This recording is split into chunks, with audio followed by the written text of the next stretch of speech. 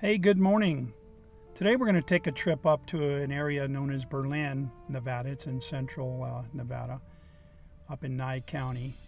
It has quite a mining history. In particular, it was known as the Union Mining District, which included the town site of Berlin, Ione, Grantsville, and Union. We're going to go check all of them out at the same time. It's got a great rich history up there.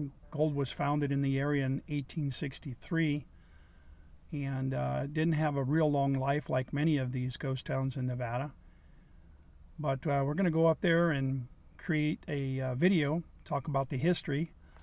I got my coffee, my travel coffee. I'm going to make the trip up there. It's probably about 300 miles away from Las Vegas, so it'll be a long day up there, and I'll camp out and check things out and do some videos. Come along with me.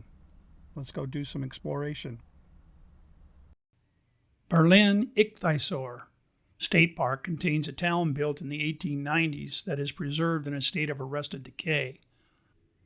Even with all the mining activity in this area, the people living in central Nevada region had no idea that 225 million year old fossils were sitting right beneath them.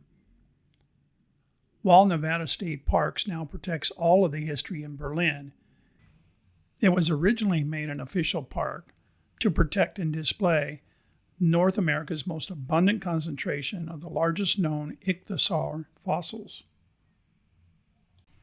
Here's a story about how these ichthyosaur fossils came to be found. At the turn of the century, miners working in the nearby town of Berlin stumbled upon these fossils. Not certain of their origins, some of the prospectors kept the bones as fireplace decorations, while others used the large round vertebrae as dinner plates. In 1929, a few of the disc-shaped backbones came into the possession of Professor Simon Muller, a geologist at Stanford University. Muller recognized them as the ichthyosaur remains, but could not excavate the bones because of their remote location.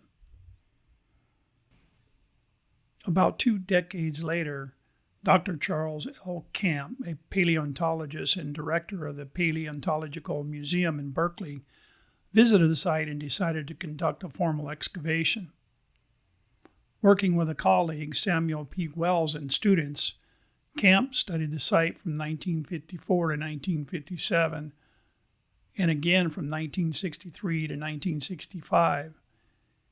His efforts yield 37 adult ichthyosaurs, which were some of the largest known animals from the Triassic period. Camp's pioneering work resulted in the Nevada legislature creating the Ichthyosaur State Monument in 1955, which was combined into the Berlin-Ichthyosaur State Park in 1970. The ichthyosaur was designated the official state fossil in 1977. In 1966, a large A-frame shelter called the Fossil House was constructed over one of the largest quarries, which protected the bones and provided an archaeological dig site that could be observed by the public.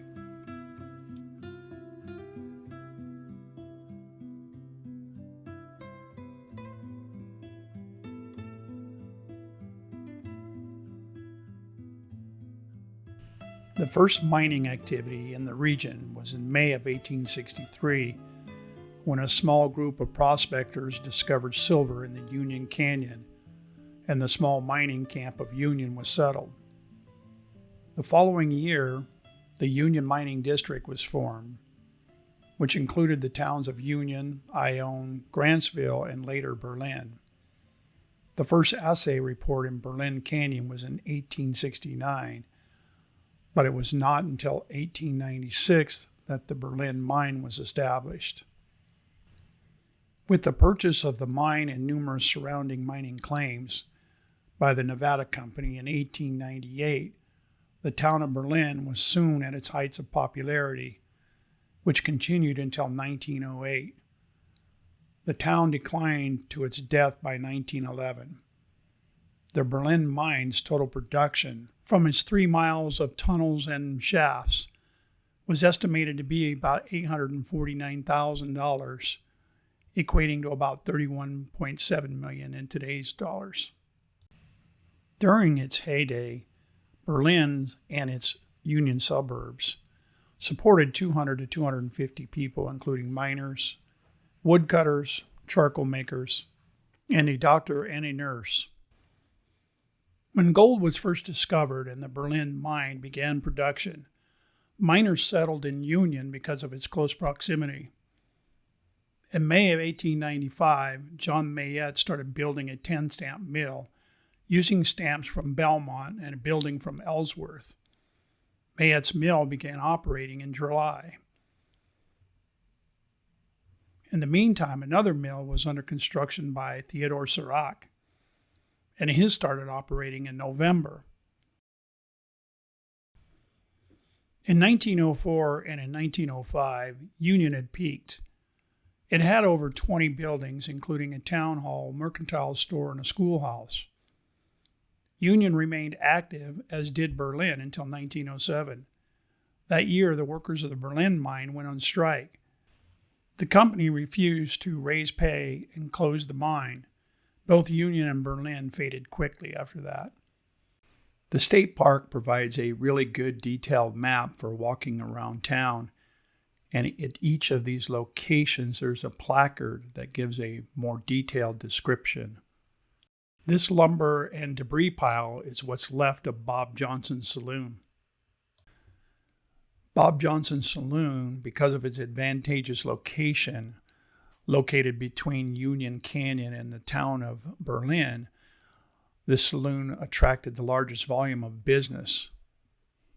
These rock foundations are what's left of a boarding house. The building had a large dining room, a bunk room with 6 or 8 cots, and 4 smaller rooms. There was also a cellar and storehouse. The first assay report from Berlin Canyon is reported to have been in 1869. Not until 1887 did the name Berlin appear in area newspapers, and then to briefly announce that the Cincinnati Company would treat Berlin rock in the Knickerbocker Mill. Ione mining figures T.J. Bell and the Bray brothers leased the Berlin property in April of 1896 from George Veach and organized the Ione Mining Company.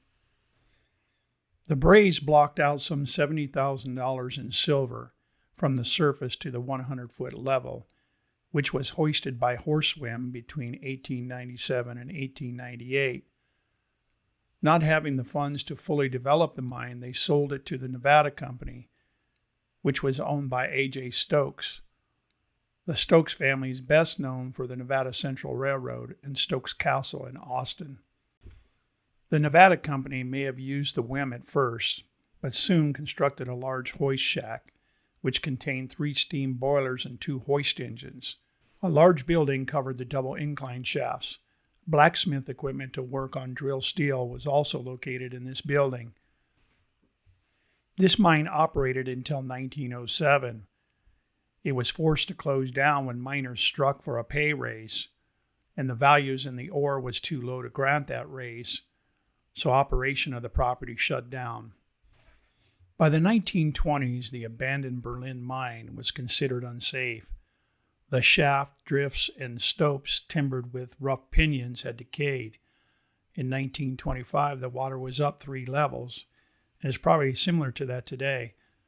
Another unfortunate fact is that a cloudburst happened sometime, date unknown, and came down the canyon, and the flow filled a portion of the mine with mud and debris. This small building was constructed during the late 1930s to house a gasoline engine. Mr. Leland and Mr. Osborne had leased the mine with the intent of reopening it and transported this hoist from a mine in Ione, owned by John Olson. After the hoist engine had been set up, it was discovered that the carburetor was missing, and therefore the hoist was never used. When the other machinery was hauled away and sold for scrap, this machine was left behind because it belonged to the estate of John Olson. The Berlin Mill was built about 1900. with a major renovation happening in 1905. Some of this equipment came from other mills in the area, and its large size suggests processed ore from mines in addition to the Berlin mine. A local labor strike combined with national financial upsets caused the mine and mill to close in 1907. The mine and mill reopened in 1909, but only for a year.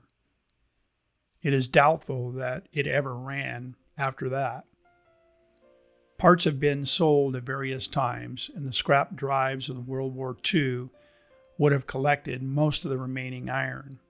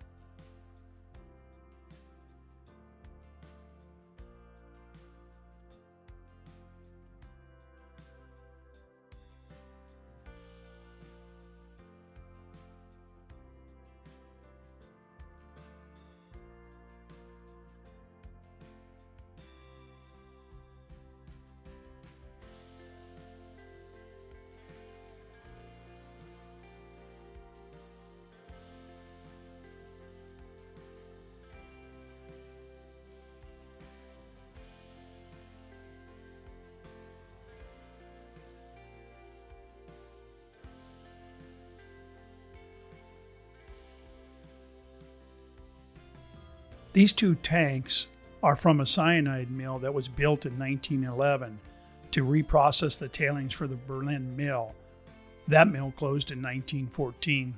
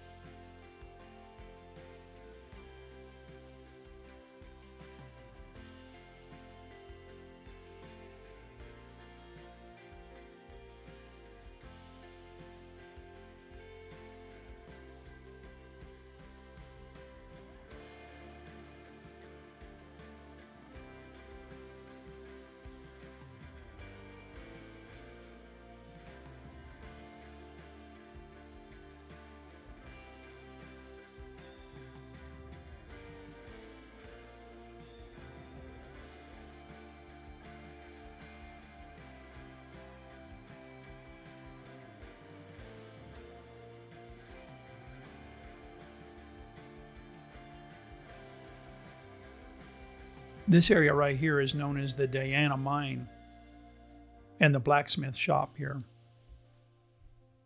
It's not really known how much profit was ever made in this mine. It was not a publicly traded company, and therefore the records were not required. This horizontal shaft was known as the Walter Bowler extension. Records show that they had dug it in 1947.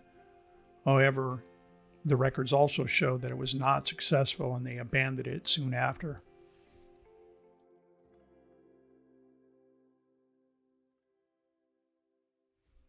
These next few photos show the interiors of some of the miners' cabins that were on site in Berlin.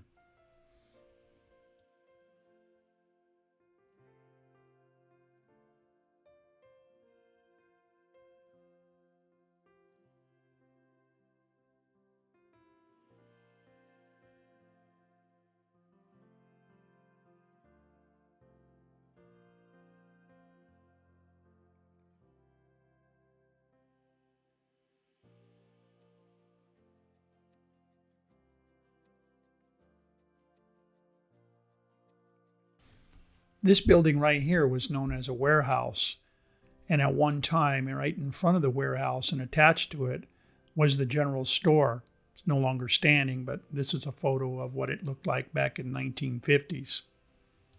Also interesting enough, over in Ione, there was a building that looked exactly the same as this one.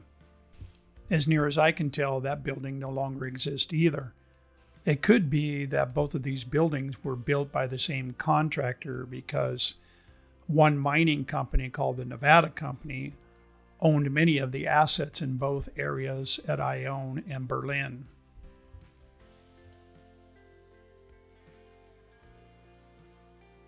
Ione was formed in 1863 following silver discoveries by P.A. Havens. Although small at first, after a few months, Ione would have over 50 buildings and even more people.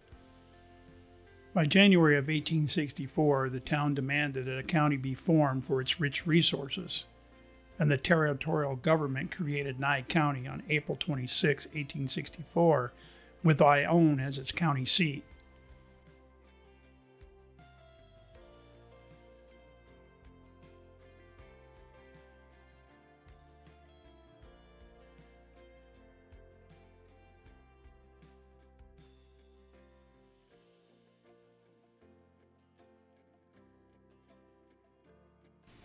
The town was given $800 to build a courthouse, which amounted to a small wooden cabin.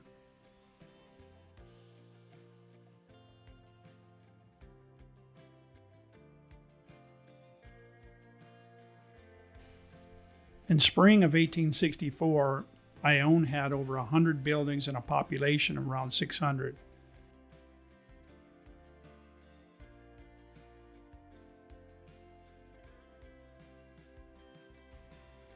The Pioneer Mill, a 5-stamp mill, opened in 1865 in Ione. Unfortunately, due to a lack of profit, it only lasted about a year, and all ore processing moved to the adjacent Knickerbocker Mill. By 1867, newer strikes at Belmont, Nevada, and a lessening of ore caused some of Ione's population to leave. In February, the county seat was moved from Ione to Belmont, and the town quickly dwindled. By 1868, less than 200 people remained.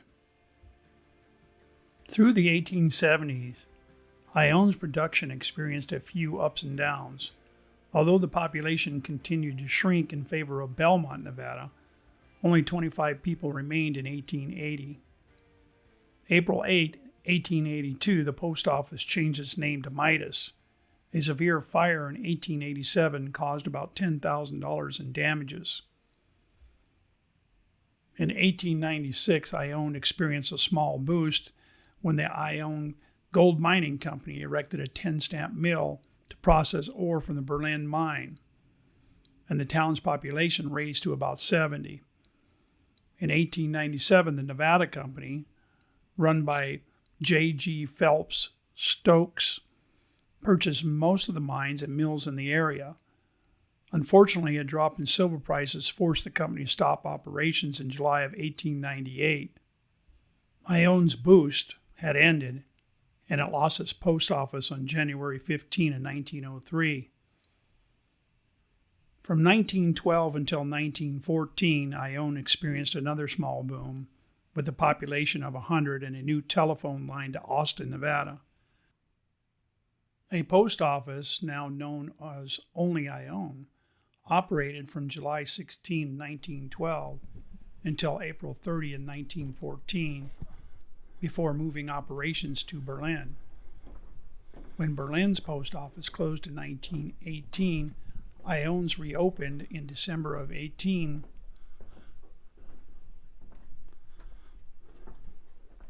Ione's final revival was in response to mercury mining in the area. The Mercury Mining Company had operations at nearby Shamrock and produced 11,000 flasks of mercury.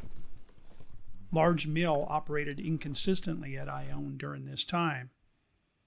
These mercury operations lasted until 1932, and the mill was torn down in 1950. In April 30, 1959, Ione's post office closed for the final time. Today, a small handful of residents still call this little town home. The milling camp of Knickerbocker formed in 1865 around the construction site of the Knickerbocker Mill, which would be completed by early 1866. The mill, which had 20 stamps and 6 roasting furnaces, was used to process ore from Ione and Grantsville until 1875. During that time, the camp had about 25 people. In October 1877, the mill was reopened by the Ural Mining Company to process ore from Grantsville, although it was only used until November of 1878, when the Alexander Mill at Grantsville began operation. In 1887, Thomas Mitchell restarted the mill to treat ore from the Cincinnati Mining Company, which was operating the Berlin mine. It closed again in 1889. Knickerbocker's last hurrah started in 1896, when the mill was purchased and repaired by W.S. Gage, who used it to reduce ore from his many mines. He died in 1897, and the mill closed permanently in 1898. It was bought by the Nevada Company, run by J.G. Phelps Stokes. It was later dismantled for use in the new 30-stamp mill in nearby Berlin.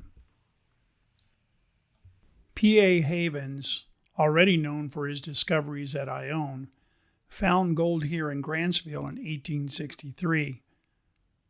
A town in a mining district named after Ulysses S. Grant was established shortly thereafter. Havens' claims played out quickly, and Grantsville became a ghost town for the next decade. In September of 1877, the Alexander Company came to Grantsville, and the camp was reborn. A 20-stamp mill was built and started operation in November of 1878. It was enlarged to 40 stamps 3 years later. By the end of 1878, Grantsville had several businesses and a population of nearly 1,000 people. Grantsville's first post office opened in 1879, and there were 3 stage lines that went to Eureka, Wadsworth, and Austin, Nevada. Grantsville was home to over 40 businesses and a brick school erected by the Oddfellows. 14 major mines were in the operation at this time, the chief producer being the Alexander Mine. The town started to fade after November of 1880, when the Alexander Company was forced to stop operations after producing $1.25 million. By 1884, only 400 people remained in Grantsville, and the population dropped to 50 by 1886. John Phillips ran the old Alexander Mill on tailings from the Alexander and Brooklyn mines. In June 1888, the Alexander property was purchased by the Horn-Silver Mining Company. The company operated the claims until 1897, when it folded after its superintendent's death. Throughout the end of the 1800s and up until the end of 1920s, Grantsville experienced several small revivals.